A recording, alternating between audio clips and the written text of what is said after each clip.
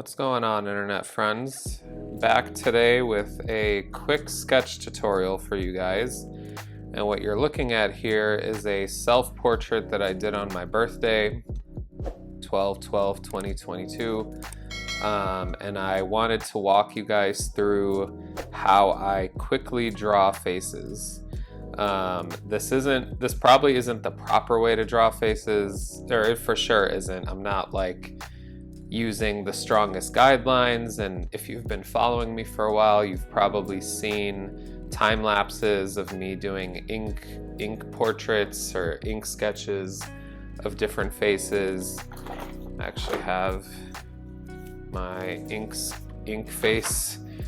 portrait sketchbook here, where you've probably seen a lot of these on my TikTok and so on and so forth, where I'm just going in with a ballpoint pen and not really, focusing on accuracy, but on just like getting the sketch out and practicing with confidence, if you will. And I have a time lapse recorded of when I sketched this out, but I just wanted to throw out some general pointers of like what I've been doing or what I do during these quick sketches. And it's taken years to be comfortable to do it this way. I definitely recommend you study the planes of the face, that you study the Loomis method or whatever face head methods you find online for like a formal understanding of the fundamentals of the shape of the head, the planes of the face, and so on and so forth. But the quick guidelines I can give you for just what I've picked up over the years from all these online methods that I mentioned is most of the time I start with the nose. I don't know why, but it helps me frame the face and the proportions and like the distance of all the other features like the eyes and the mouth. But basically you're gonna see that I draw this nose, and then in my mind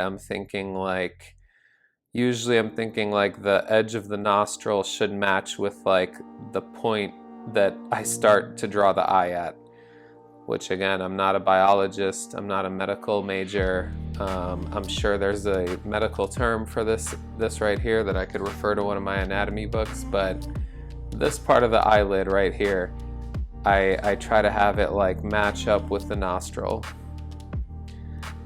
That's like my own mental guideline when I'm freestyling these sketches. Another guideline I have for myself is that like the center pupil matches with the corner of the mouth. Should grab a ruler real quick to show you what I'm talking about. So not quite, and of course, like if it's a smiling face, it might differ a little bit, but generally for a stoic face, I've found that edge of the mouth, corner of the mouth to pupil is a good guideline for a strong proportion. Nostril to point of the eye or point of the eyelid, also one of my main guidelines. And I also try to keep like the ear matching with the eye level, as you can see there. But yeah, those are like the main guidelines that I use when I'm freestyling a sketch or using pen and I don't have time to really like draw a circle for all the facial features and a circle for the head, and I'm just like freestyling it. That's what I'm doing. With that said, wanted to give you that background before we jump into the time lapse, and I might even do a real-time, tutorial at some point, but for now, I'm gonna talk through a previously recorded time-lapse video. Stay tuned. Okay, so as previously mentioned, this is...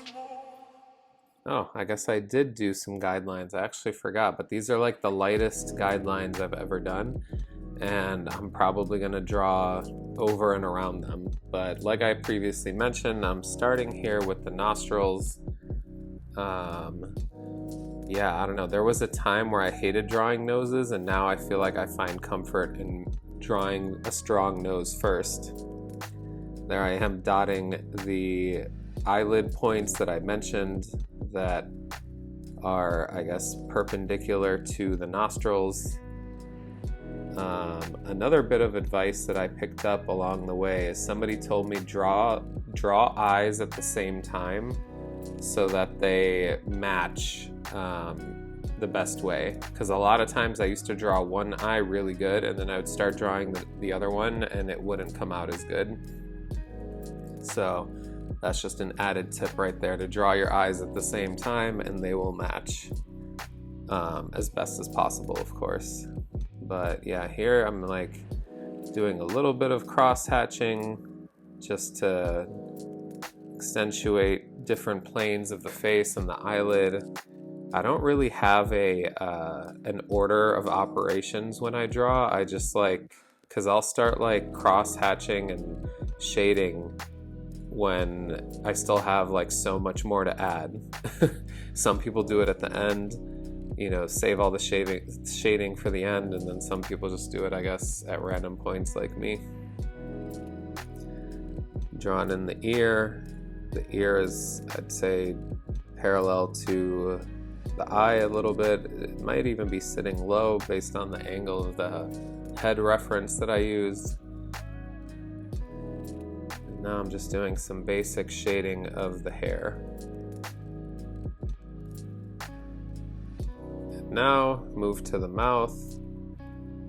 Corners of the mouth match the corners of the eyes. Started adding facial hair while still sketching out the lips and the beard.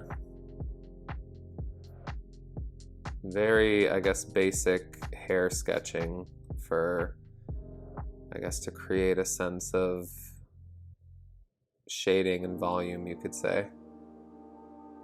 But the main point of this video was to show you how I use a nose to, you know, create or to find the proportions of the face using a strong nose and building off of it. Because to me, when I know where the nose is, I can place the mouth and I can place the eyes, and then everything else is easy after that. Then it just comes down to refining and shading and just like, I mean, yeah, just making your sketch look as strong as it can. I wouldn't say this is my strongest sketch. This is a quick sketch. I enjoy doing quick sketches. There was a time where I took my sketchbook and sketches way more seriously, but I have moved beyond that. And now my sketches are just a place to get out ideas. But yeah, that was pretty much it. If you'd like to see a real live tutorial of me doing one of these quick sketches, let me know in the comments. But till next time, peace.